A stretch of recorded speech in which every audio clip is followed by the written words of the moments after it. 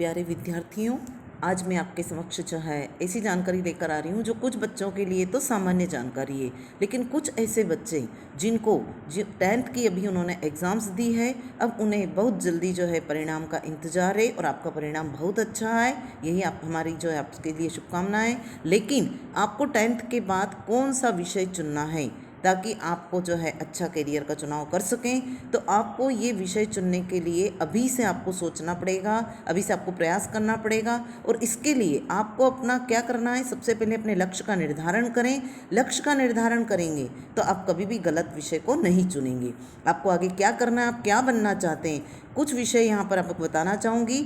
मुख्य विषय जो होते हैं वो है आर्ट्स, कॉमर्स, मैथ्स और बायोलॉजी। ठीक है, ये विषय जो है हमारे पास में चारों विषय यहाँ पर है। अब हम थोड़ा सा विस्तृत इसके बारे में जानेंगे।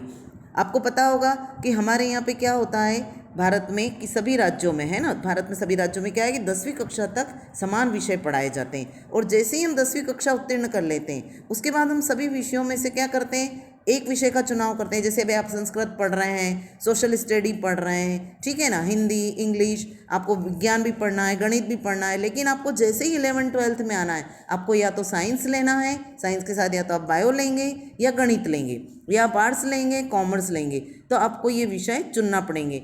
10th के बाद जो है पास करने के बाद आमतौर पर 4 सब्जेक्ट होते हैं। जैसे पहला सब्जेक्ट होता है साइंस, दूसरा होता है कॉमर्स, तीसरा होता है आर्ट्स, और बाकी अभी जो नया चला है वो प्रोफेशनल कोर्सेज हैं। प्रोफेशनल कोर्सेज काफ़ी समय से चले आ रहे हैं, पर बच्चों का रुझान उस तरफ बढ़ा है।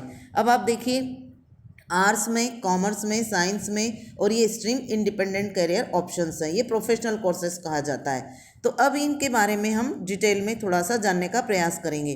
10th के बाद कोर्स जो है क्या हम कर सकते हैं। देखिए, आपको मैं बता दूं सबसे पहले कि आप जब भी विषय का चुनाव करें तो विषय का चुनाव करते समय ये देख लें, ये सोच लें कि हमारा फैमिली बैकग्राउंड क्या है, हम जो है बिजनेस क्लास हैं या फिर हम जॉब वाले हैं, हम किस में रुचि रखते हैं, हमको आगे किस फील्ड में जाना है। ये नहीं कि इस दोस्त ने कह दिया तो आपने वो सब्जेक्ट ले लिया, पेरेंट्स ने कह दिया तो आपने वो सब्जेक्ट चुन लिया। आपको अपनी इच्छा भी देखना है कि आपकी रुचि किस क्षेत्र में है, तभी आप जो है अच्छा विषय चुन के अपने अच्छा करियर आगे बना सकेंगे।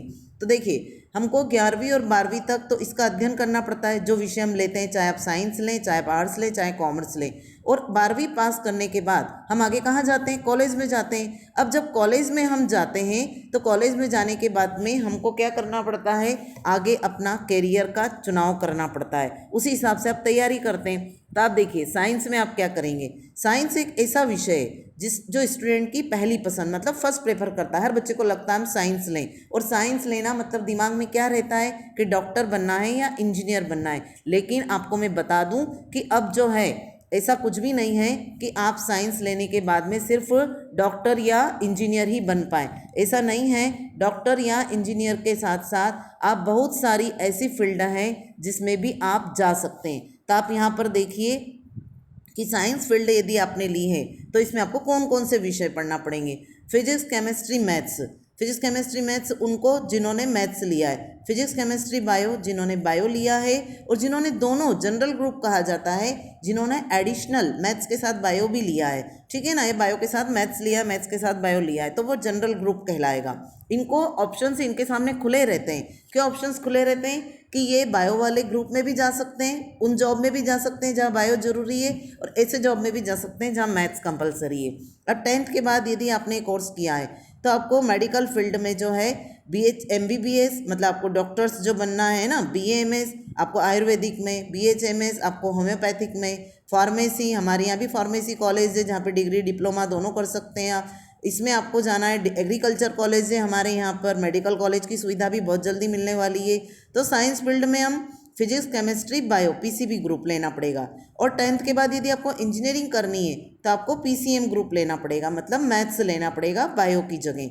अब आपको इसमें जो है, इसके अलावा यदि जनरल ग्रुप लिया है आपने कि बायो मैथ्स दोनों लिया है, तो आपको मेडिकल फील्ड और इंजीनियरिंग फील्ड दोनों में जा सकते हैं। इसके अलावा आपको बहुत सारी फील्ड जो है वो मिलेगी यदि आप साइंस लेते हैं तो आगे। उसकी लिंक एक अलग से है, मैंने उसकी वीडियो बना रखी है, आप मेरे नाम से, कृति सक्सेना के नाम से आप सर्च कर सकते हैं, आपको मिल जाएगी। तो उसमें आपको 12वीं में यदि आप बायो लेते हैं, साइंस लेते हैं, तो उसके बाद आपको कौन कौन से करियर के विकल्प हैं वो आप डिटेल में देख सकते हैं। अभी फ़िलहाल आप टेंथ के बाद क्या विषय चुने उसकी मैं आपको जानकारी दे रही हूँ। अब आप यहाँ देखिए 10वीं के बाद विज्ञान विषय, तो साइंस स्ट्रीम लेने का सबसे बड़ा लाभ क्या होता है। आप देखिए कि विज्ञान के विद्यार्थी को यदि लगा, आपने ले लिया, पिताजी ने कहा, माताजी ने कहा, आपके फ्रेंड सर्कल ने कहा, तो आपने बायो लिया, मैथ्स लिया, लेकिन आप 12th के बाद उसमें कंफर्टेबल फील नहीं कर रहे हैं, आपको लग रहा है कि अब मैं आगे नहीं कर पाऊंगा। बहुत से ऐसे स्टूडेंट्स मैंने देखे हैं जो 12th के बाद आर्ट्स ले लेते हैं। क्यों ले लेते हैं? बीए ले लेते हैं, बीए करते हैं, आर्ट्स करते हैं, कॉम्पिटिटिव एग्जाम की तैयारी करते हैं। तो आप आर्ट्स कॉमर्स किसी भी फील्ड में जा सकते हैं, लेकिन यदि आपने 12th में आर्ट्स ले लिया, आर्ट्स तक कर लिया आपने 11 12, उसके बाद आप चाह रहे हैं कि हम फिर से साइंस में जाएं, बायो में, तो आपके पास वो ऑप्शन खुला नहीं रहता है। तो आप थोड़ा सोच समझ के इसका चुनाव करें। अब साइंस स्ट्रीम में स्टूडेंट को कौन कौन से सब्जेक्ट का अध्ययन करना होता है? देखिए फिजिक्स होती है, मैथ्स होती है, केमिस्ट्री है, बायो है, कंप्यूटर साइंस, आईटी है ना, बायोटेक्नोलॉजी है, इंग्लिश है, ये सब्जेक्ट जो रहते हैं इनमें से आपको चूज़ करना रहते हैं। 10th के बाद कॉमर्स, कॉमर्स एक ऐसा विषय है जो 10th क्लास के बाद सबसे ज़्यादा लिया जाता है। जिनके घर में फैमिली बैकग्राउंड पूरा बिजनेस क्लास वाला होता है, सब बिजनेस वाले होते हैं, तो उनमें बच्चों की ज़्यादा रुचि रहती है, क्योंकि जमा जमाया बिजनेस मिलता है। तो आपको इसमें बिजनेस में, फाइनेंस में, अकाउंटेंट्स में जा सकते हैं। जिन स्टूडेंट को अकाउंटिंग और फाइनेंसिंग क्षेत्र में रुचि है वो भी इसमें जा सकते हैं, वो फील्ड इनके लिए अच्छी है। आप सीए बनना चाहते हैं तो इसमें जाइए, सीएस करना चाहते हैं कंपनी सेक्रेटरी का तो भी इसमें जा सकते हैं, और चार्टर्ड अकाउंटेंट में भी आप कर सकते हैं।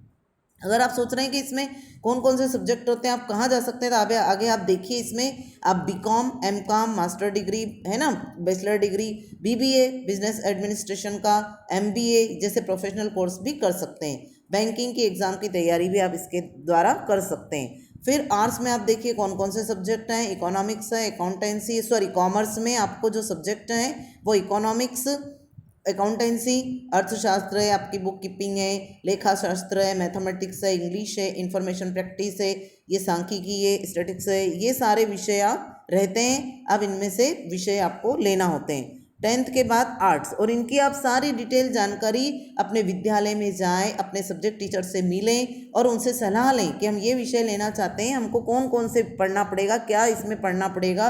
उनकी बुक्स अपने सीनियर स्टूडेंट से लेके और उसकी जानकारी निकालें कि आपको इसमें क्या क्या पढ़ना है। अब आर्ट्स में आप देखिए, आर्ट्स भी अच्छी स्ट्रीम होती है। यदि आप गवर्नमेंट फील्ड में जाते हैं, सिविल सर्विसेज में जाते हैं, तो आप इसमें अपना करियर बना सकते हैं। इसमें आप देखिए कॉम्पिटिटिव एग्जाम की तैयारी करना है तो बहुत अच्छा विषय है। इंग्लिश, हिस्ट्री, जियोग्राफी, भूगोल, ये विषय हैं आपके पास में। फैशन डिज़ाइनिंग का कोर्स भी कर सकते हैं, होटल मैनेजमेंट का, इवेंट मैनेजमेंट का, मास कम्युनिकेशन एंड जर्नलिज्म, इसमें भी आप जा सकते हैं। अब इसके सब्जेक्ट देखिए आप, history, geography, political science, English, economics, psychology, fine arts, sociology, physical education, literature, तो ये सारे सब्जेक्ट हैं। अब आपको ये मैं आपको बेसिक जानकारी दे रही हूँ, आपको डिटेल जानकारी आपके सीनियर स्टूडेंट से, आपके विद्यालय में आपके जो टीचर्स हैं उनसे आप जो है ज़रूर मिलें, एक बार उनसे सलाह लें और जानकारी लें, सभी आपको इसके बारे में जानकारी देंगे।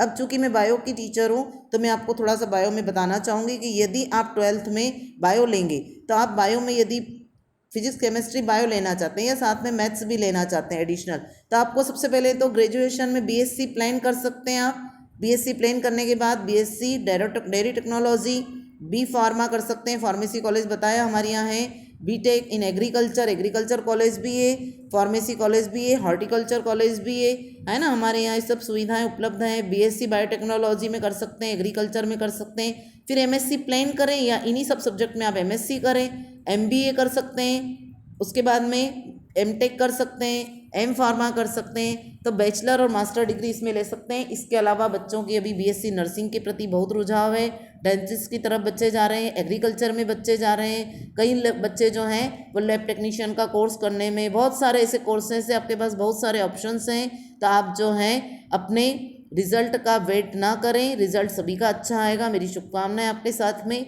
और आप 10th के बाद क्या सब्जेक्ट लेना है इसकी तैयारी करें, अपने लक्ष्य को निर्धारित करें और लक्ष्य को निर्धारित करने के बाद में डिटेल में इसकी आप सभी से जानकारी कलेक्ट करें ताकि आप एक अच्छा विषय चुन सकें और आपका बेहतर भविष्य हो। धन्यवाद।